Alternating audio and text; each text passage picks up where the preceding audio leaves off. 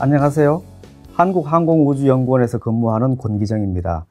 이번 시간에는 공기역학이란 주제로 설명을 드리겠습니다. 공기역학이라고 하는 것은 공기 중을 다니는 물체, 특히 우리가 알고 있는 것은 비행기나 자동차가 되겠죠. 이 비행기나 자동차와 공기와의 상호 관계를 연구하는 학문이 되겠습니다. 공기는 자동차나 비행기에 힘을 주게 되고, 그 이전에 자동차나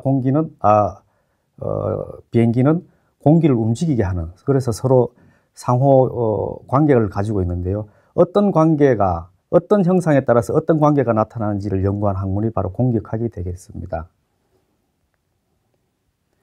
이 공기역학을 알려면 우선 공기의 특성을 알아야 되겠죠.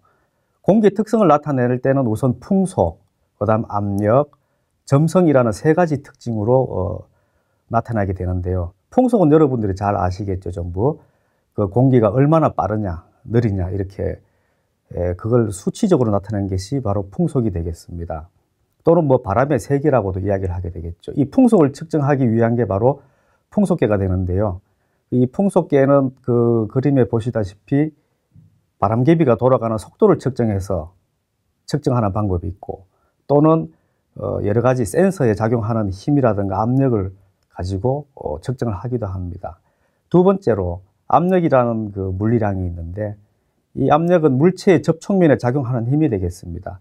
우리가 자동차를 타고 가다가 창문을 내리고 손을 바깥으로 내밀게 되면 손바닥 면에 어떤 압력을 느끼게 됩니다. 뒤로 밀리려고 하는 힘이 되겠죠. 이 압력이라고 하는 것은 일정한 면적에 얼마만한 힘이 작용하느냐를 나타내는 값이 되겠습니다.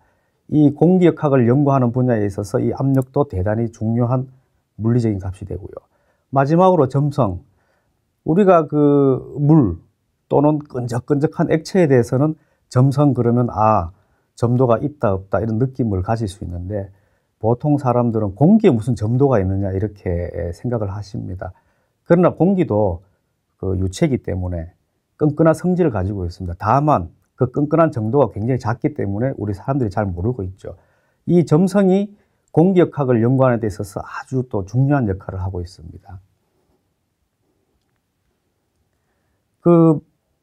지난 페이지에서 점성을 말씀드렸는데, 이 점성에 의해 가지고 또는 속도에 의해 가지고 나타나는 특징이 두 가지가 있는데, 하나는 측류, 또 하나는 난류가 되겠습니다.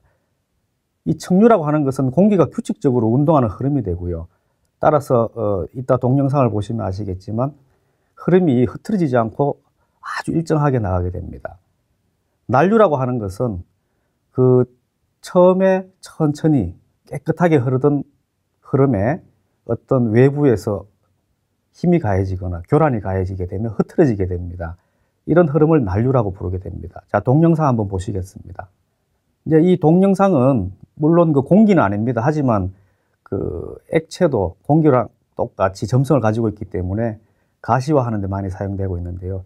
이 그림을 자세히 보시면 파이프에서 금방 나온 안료, 물감이 처음에는 깨끗하게 위로 올라가다가 어느 정도 일정한 높이가 되면 흐트러지기 시작합니다. 그래서 흐트러지기 직전을 측류, 그 이후를 난류라고 부르게 됩니다. 자, 그러면 이 압력과 흐름의 관계가 어떻게 되는지를 또 알아봐야 되겠죠. 압력과 흐름은 속도가 되겠죠. 흐름은 서로 나누어서 생각할 수 있는 것이 아니라 서로 연결이 되어 있습니다. 즉, 그것을 찾아낸 사람이 바로 베르누이라는 사람인데요. 속도가 느려지면 압력은 높아지고, 속도가 빨라지면 압력이 낮아지는 그런 특성을 나타내고 있습니다. 그래서 우리가 수돗물을 가지고 장난칠 때가 있죠. 수도 끝을 손으로 꽉 잡으면 물이 점점 멀리 나가게 되지 않습니까? 그것은 압력이 낮아지면서 속도가 굉장히 빨라지는 그런 특성이 되는데, 일단 이 동영상 보시면서 제가 설명을 또 자세히 드리겠습니다. 예, 이 동영상 여러분들 많이 경험해 봤을 겁니다. 과학관이라든가 놀이동산 가면 많이 있죠. 밑에서 바람이 나오고 있고 위에 탁구공이라든가 풍선같이 가벼운 물건을 놓았을 때 이 풍선이나 탁구공이 바깥으로 나가지 않고 바람이 부는 방향에 그대로 자기 위치를 유지하고 있는 걸 알 수가 있습니다.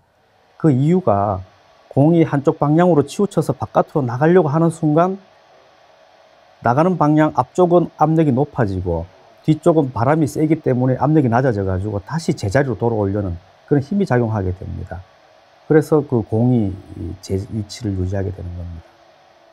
자, 지금까지 그 공기역학에 대한 기본적인 사항을 알아봤고, 그것이 어떻게 적용되는지 마지막 페이지가 되겠습니다. 이 항공기란 것이 공기역학을 이용하는 아주 그 최고의 작품이라고 할 수 있는데요. 비행기가 뜨는 원리를 간단하게 설명드리고 마치겠습니다. 비행기는 기본적으로 무게가 있기 때문에 중력에 의해서 밑으로 떨어지려고 하는 힘을 받게 됩니다.